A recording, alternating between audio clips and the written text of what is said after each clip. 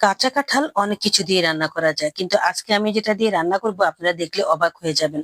ভাবতেও পারবেন না যে কাঁচা কাঁঠাল এভাবে রান্না করা যায়। আমি তো খেয়ে অবাক হয়ে গেছি। তাই আপনাদের সাথে শেয়ার করলাম যাতে আপনারাও এভাবে রান্না করে খেতে পারেন। আসসালামু আলাইকুম, কেমন আছেন সবাই? আশা করি ভালো আছেন। আলহামদুলিল্লাহ, আমিও ভালো আছি। প্রথমে কাঁঠালগুলোকে টুকরো টুকরো করে কেটে নিয়েছি, আর তারপর এখন আমি একটু ভালো করে তেল দিয়ে ভেজে নিয়েছি। একটু ভেজে নিলে খেতে অনেক মজা হয়, আর কাঁঠালের যে একটা কষকষ ভাব থাকে সেটা আর থাকে না। তো যাই হোক, কাঁঠালগুলো ভাজা হয়ে গেছে, একদমই বাদামি কালার করে ভেজে নিয়েছি। আর তারপর দিয়ে দিলাম বেশ খানিকটা তেল, আর সাথে দিয়ে দিলাম এখানে এলাচ, দারচিনি, লবঙ্গ। এবার দিয়ে দিচ্ছি বড় সাইজের একটা পেঁয়াজ। বাস ভালো করে নেড়ে চেড়ে এখন মিশিয়ে নিলাম। তারপর দিয়ে দিলাম এখানে আদা রসুন বাটা। সারা জীবনই মা চাচিদেরকে দেখেছি কাঁঠাল দিয়ে শুধু সবজি রান্না করতে। আজকে আমি কাঁচা কাঁঠাল দিয়ে যে ইউনিক রান্নাটা করছি, এটা কিন্তু মেহমানদের জন্য প্রযোজ্য। সবাই খুশি হবে খেয়ে। এবার দিয়ে দিলাম টমেটো পেস্ট, আর এখন ভালো করে নেড়ে চেড়ে মিশিয়ে নিচ্ছি। আর তারপর দিয়ে দিব এখানে গুঁড়া মশলাগুলো। এখানে হলুদের গুঁড়ো, মরিচের গুঁড়ো, ধনিয়ার গুঁড়ো, জিরের গুঁড়ো, আর দিয়েছি এখানে লবণ। তো লবণ দিয়ে ভালো করে মিশিয়ে নিয়েছি। ধনিয়ার গুঁড়ো, জিরের গুঁড়োটা দেওয়াটা স্কিপ হয়ে গেছে। তো যাই হোক, এখন আমি দিয়ে দিলাম এখানে আদা রসুনের সাথে যে পানিটা ছিল ওই পানিটাও দিয়ে দিলাম। বাস তারপর মশলাটা ভালো করে কষিয়ে এবার দিয়ে দিলাম গরুর মাংস।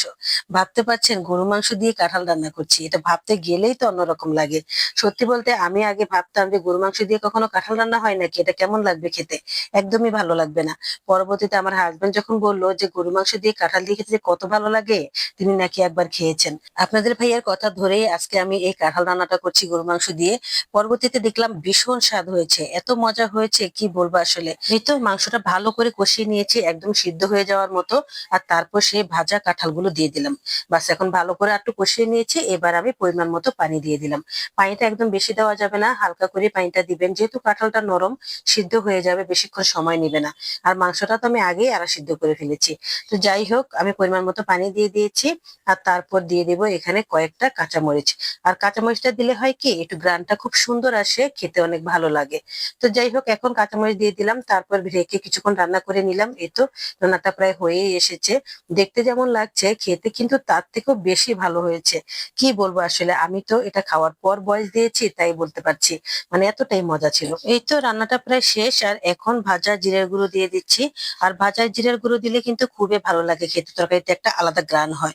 তো যাই হোক, এখন রান্নাটা হয়ে গেছে, এবার আমি নামিয়ে ফেলবো। দেখতে কত লোভনীয় হয়েছে দেখেছেন? একবার শুধু রান্না করে দেখেন, এটার প্রতি যে আপনাদের কতটা আকর্ষণ হয়ে যাবে আমি সেটা বোঝাতে পারবো না। একবার আপনারা নিজেরা রান্না করে খেলেই বুঝতে পারবেন। এই তো এখন টেবিলে বেড়ে দিয়েছি সবাইকে। আর আমরা এখন সবাই মিলে খেয়ে নেব। আমি তো ভাবছি এগুলো খাওয়াই হবে না, পড়ে থাকবে, তারপর বাসি হয়ে যাবে।